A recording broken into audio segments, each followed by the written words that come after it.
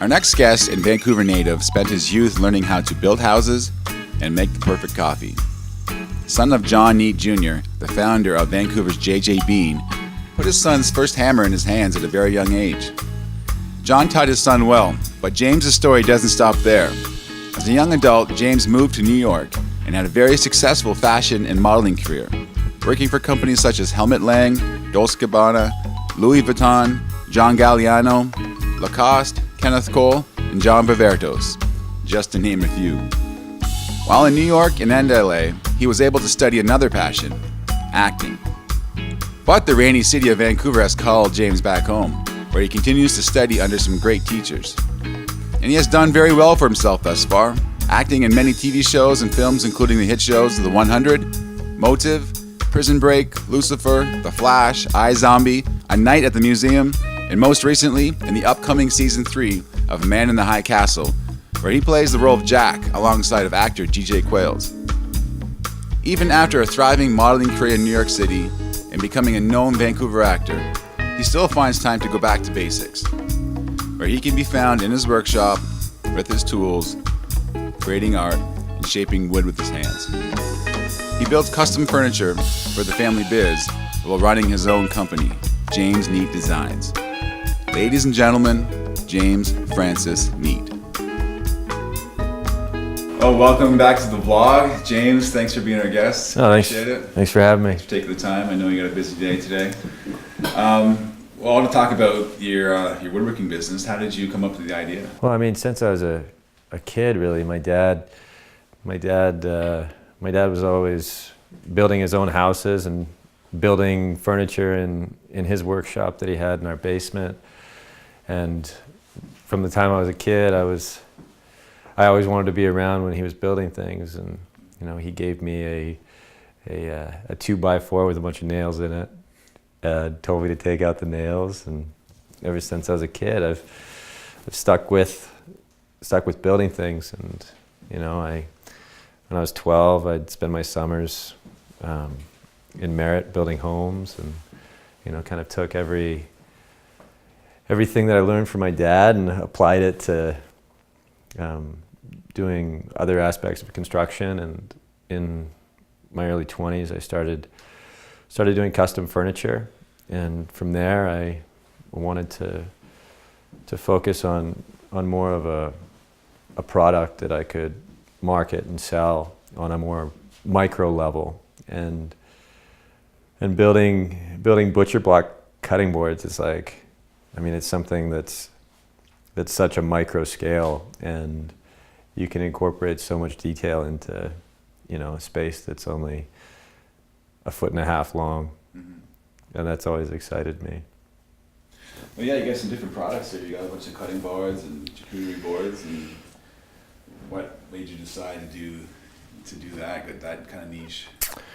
Just because it's a super niche, and you know, I think with all of these cooking shows and the movement of, you know, all of these Top Chef shows, and you know, I've seen these beautiful knives and people spending hundreds of dollars on these incredible kitchen knives, and then I see people chopping on a plastic board or something that really wasn't made with any care, and I'm like, you know, that beautiful Japanese steel needs an equal counterpart. Yeah. You know, if you're gonna have fancy knives, you may as well have a beautiful piece of wood to cut it on.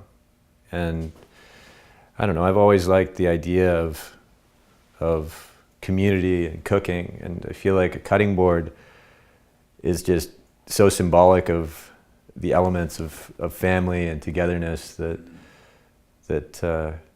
cooking brings. Look at that, like the details and stuff, like and the colors, and yeah, great. Look at that. It's fantastic. Thanks, man. Yeah, I use a lot of very unique hardwoods.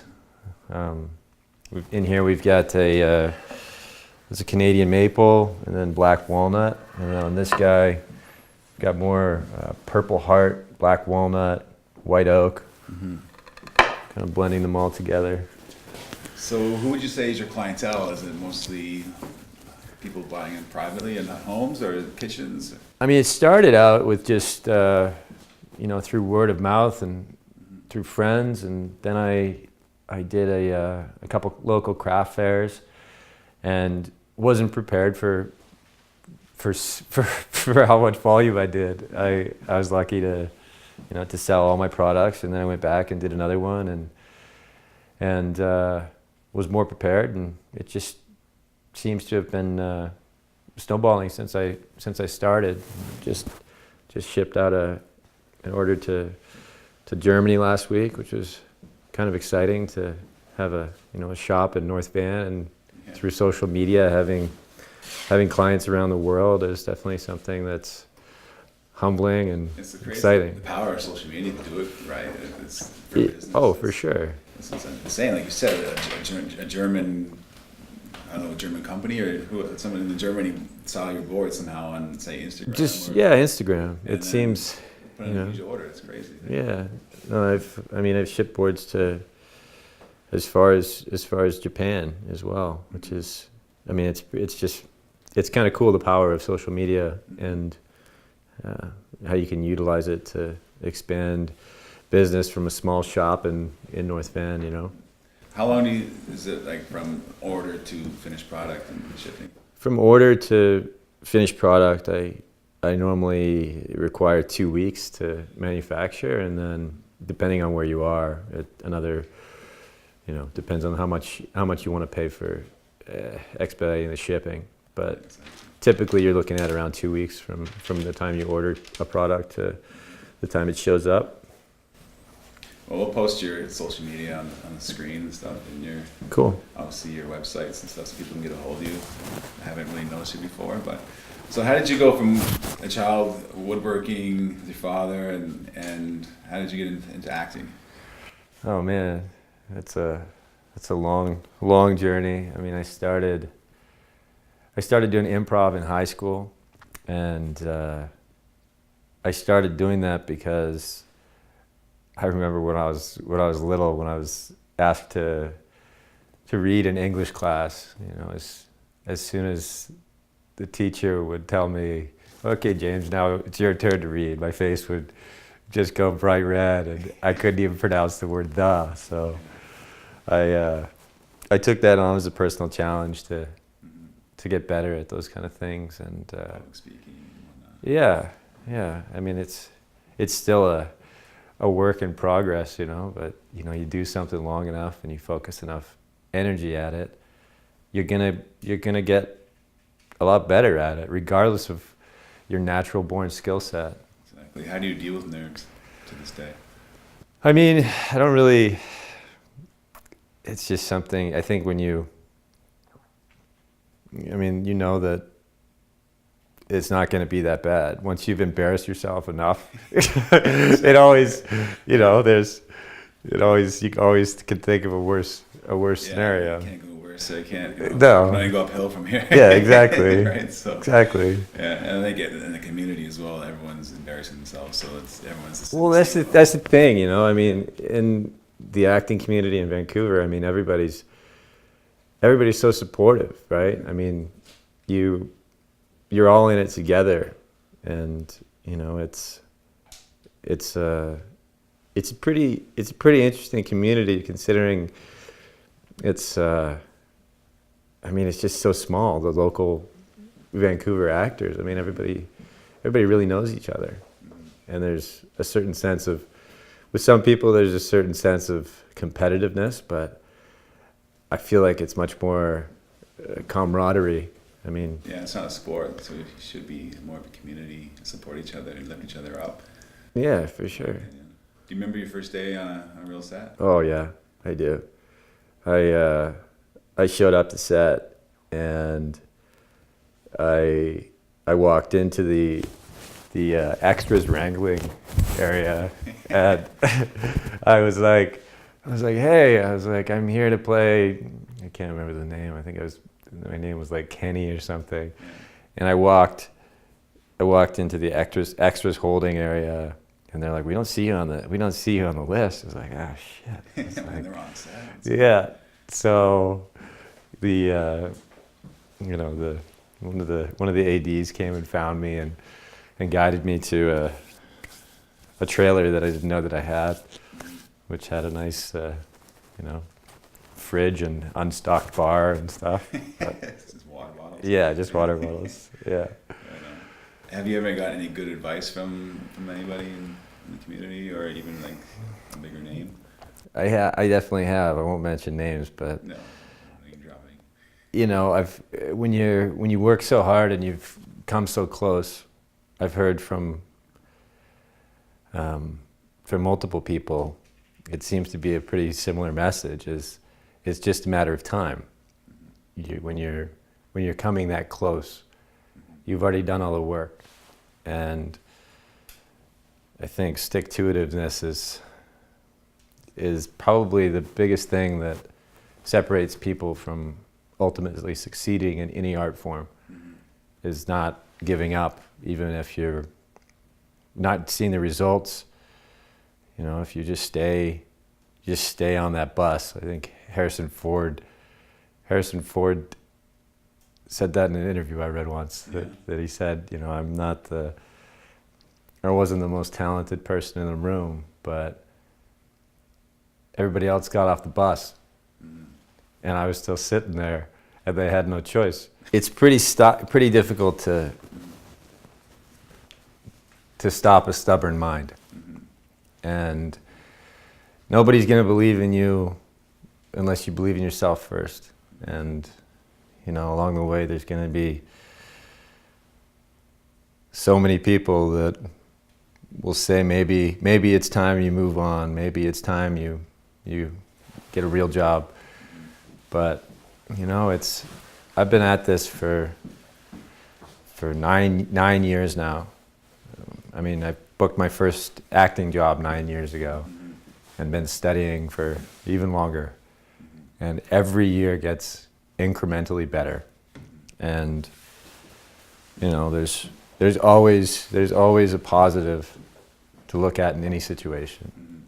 If you come this close to booking a series regular or you know, a big feature, it's like the fact that you're in the conversation means you've already won, and it is just a matter of time before things fall into place. I think everybody gets their shot. I think so too, really. Like, if you do it long enough and you're dedicated and you show that you care, then I think everyone gets that audition or an opportunity, basically. Everybody gets an opportunity. Yeah. Whether you excel at that opportunity is up to you. Exactly. You know, but everybody gets that opportunity, I believe. Well, how much does self-doubt play a role in your life? Have you ever doubted yourself, and how do you deal with that? I don't. Don't? That's great. Everything that I do in my life is something that I do because I believe that I can. Yeah. And it's a stubborn mentality, but it's the only thing that I know.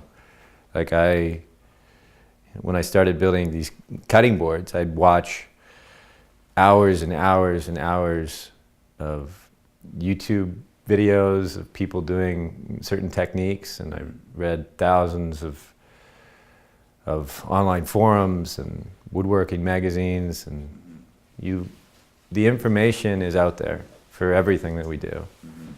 The knowledge is there for us to consume, and it's up to us to apply it and make it ultimately your own. Exactly. We had this conversation on the ride here about YouTube tutorials, and like, do you not have to go to school anymore? I mean, like, to get like an MBA or any kind of other stuff like that. I mean, obviously you have to go to acting school and do the work, but I mean, you can learn how to do so many things just on a YouTube or online. Well, it's like that scene in The Matrix when Carrie-Anne Moss needs to learn how to fly a helicopter, and she's downloading information. Yeah. I mean, we're almost at that point in society where we have the ability and the technology to download anything that we want to learn. And I think that we're going to see human evolution go more in that direction than anywhere else. It's already in the news.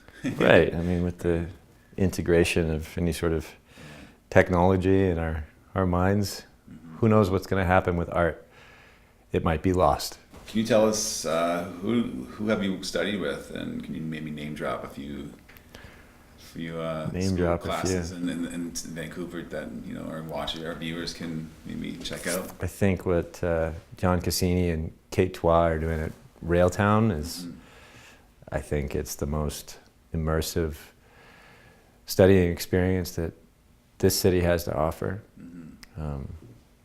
It's the nice thing about what they do there is, if you're doing an intensive or a scene study, they have a presentation at the end, and it gives people the closest thing to working in a real environment with real life circumstances, as opposed to being in a closed scene study group or a closed on camera group. The pressure of it being real isn't there, and at Railtown that's what they give you, the closest real life experience you could have. So how did you get into modeling? How did you get discovered? And was that modeling first, then acting, or is it just kind of at the same time? I had an acting agent here in Vancouver, and I had just started both going out for commercials and been scouted a few times for modeling, and I figured I had a very finite time for a modeling career, and I knew that it was something that focused on youth, and you don't really see that many 70-year-old models, but Anthony Hopkins is still an A-list actor. So I focused on the things that had time running out, whereas I feel like I knew that acting was always going to be an avenue that I was going to come back to. And in hindsight, I don't really feel like the modeling industry gave me any sort of substance. It was a pretty empty, vapid space. But I mean, I got to travel the world and experience new cultures and meet some great people, but the job itself, standing in front of a camera, didn't fulfill me on any artistic level. Yeah. But I mean, it taught me a lot of things that I wouldn't have learned if I hadn't had that experience, and I'm grateful for it. So that's probably your best memory, is traveling and meeting people. Oh, for sure. I mean, it was kind of, I was very fortunate to have a lot of success in that world, but it's like, I don't know where you go from there in terms of challenging yourself. I mean, you can only do so many sit-ups to, like, and then what? Yeah, exactly, right? Well, I guess you use it as a vehicle for something else if you're smart. Right. Maybe they can use the contacts or the experience or whatever you get from it to maybe catapult something else that you're trying to do in life. Yeah, and I think it's great. I think it's great if you can, and I think that was definitely my, initial plan. But when you're not prepared to do that, it's essentially, you've got to start at go. And I was fortunate that I was living in New York and making enough means to put myself through acting school and work congruently on, the next venture that I planned on getting into. And I don't know, it's been a long ride, but everything's been working out these days. Any advice for males wanting to get into the modeling industry, and what kind of pitfalls should they look out for? I think the biggest thing that a lot of young men and women don't really take into consideration is the fact that the modeling industry doesn't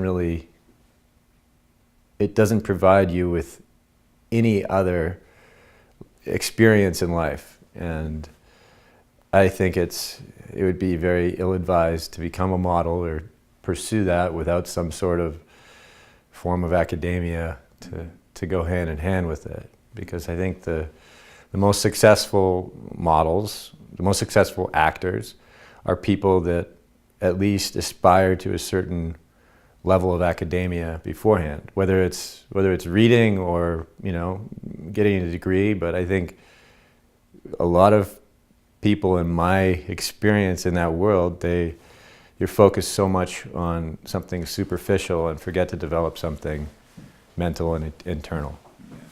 And I think that's the biggest downfall. Well, James, I really appreciate you taking the time today and you know, showing us your product. Go back maybe one time and just talk about like what kind of cutting boards you do, and you still do some like custom-made tables and stuff for people too, right? I typically only do larger jobs for furniture. Yeah. Just because, I mean, the time that it takes away, it needs to be financially viable. Yeah. And the nice thing about doing cutting boards is they don't take up a lot of space, so I can carry an inventory, as well as the fact that it's a couple day time investment for me per board, as opposed to spending, you know, a week building a table. Is there different names or different models for your boards? Well, the boards that we have here, they're all end grain butcher blocks. And the reason, like essentially if you were to cut a tree down, what you'd look down at is the rings, and that's considered end grain. And the reason I make cutting boards that are end grain is because it's a porous surface that you're cutting into. And if you have a beautiful Japanese steel knife, you don't want it to dull. So when you cut into end grain, it essentially the porous surface slightly will open, and the wood naturally will heal. Okay. It won't damage the wood, and it won't damage the knife. And you know, if you were to use a lot of cutting boards are edge grain or face grain, which means like essentially the full length of a tree sideways. And if you're cutting into the fibers, the marks on the wood are gonna be there forever. And you're basically, if you think about the fibers running this way and the knife going this way, it's gonna dull the blade. So you want the fibers to be lined up so the knife slides in. What's your story, Vancouver?